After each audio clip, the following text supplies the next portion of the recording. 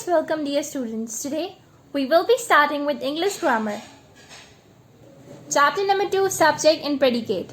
As we have already done these exercises, so let us move to page number 9. Page number 9, exercise D. Identify the subject in each of these sentences. So what we are supposed to do? We are going to identify the subject which is given in all these sentences. So first of all, write the date over here as I have written over here. That is 8th August 2020. So let's begin with the exercise. Let us do the first one. Can I call you after lunch? So here it is a question which is asking, can I call you after lunch? And we are supposed to find the subject. Now can I is what? I is a pronoun. And pronouns are what? Pronouns are subject. So that is why I will be the subject.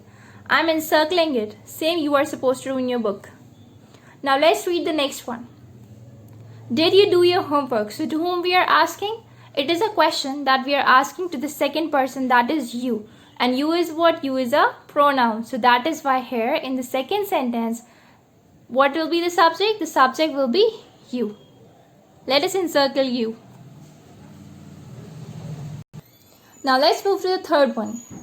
Would you like some ice cream? It is again a question which is asking to the second person because you is over here. So that is why we are going to encircle you and you will be the subject. Let us look at the fourth sentence, that is stop with an exclamatory mark. So to whom we are saying stop? There is not even another word that we can identify as a subject. But what is written over here? Assumption. Rule 3, imperative sentence. So as we know, imperative sentences are those sentences which give a command. So stop is a command. And there is also a rule which states that if there is a command and there is no subject over there, what we are supposed to do?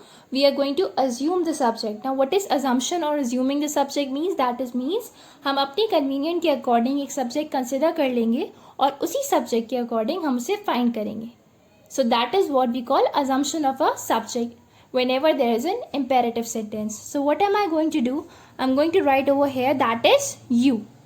So I have written you before stop. Now you stop. So I'm saying this thing to the second person, that I'm specifically saying this to you, that you are supposed to stop. So that is why it gives the complete sense as well as you will be the subject. Let's move to the fifth one.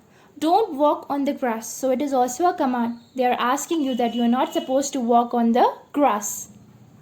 So here the main focus of the sentence is on grass. So that is why the grass will be the subject. Let's move to the sixth one.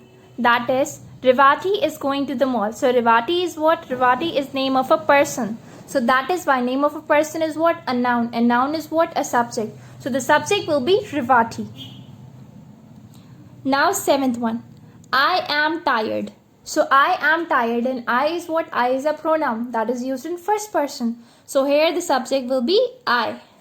Let us move to the eighth one. Come here at once, exclamatory mark. So it is what? It is an assumption because again I have written the same thing. Assumption, rule 3, imperative sentence. Why? Because here there won't be any kind of subject that is available to us. So that is why what we are going to do? We are going to assume the subject, that is we are going to consider the subject on our own. So what am I supposed to write? Before come here at once, I am going to write you. As I have written you over here, so you will be what? You will be the main subject. So I am going to encircle this you. Now let's move to the next one. Will Sandy go with you? So Sandy is what? Sandy is the name of a person. So it is a noun. So the subject will be the noun. Let's move to the 10th one.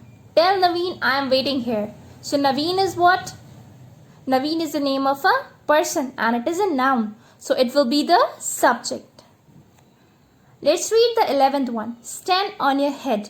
So here the main focus of the sentence is on head. We are supposed to stand on our head. So the subject will be head. Kindly encircle head.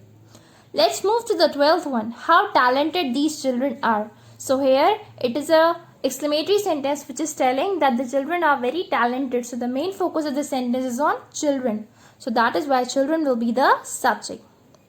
13th one, that is, does the dog love its master? So it is an interrogative sentence. However, there is a rule in interrogative sentence that the verb will be present before the subject. So I have already written above does, that is the verb. So after verb what is given? The dog. So the subject will be the dog.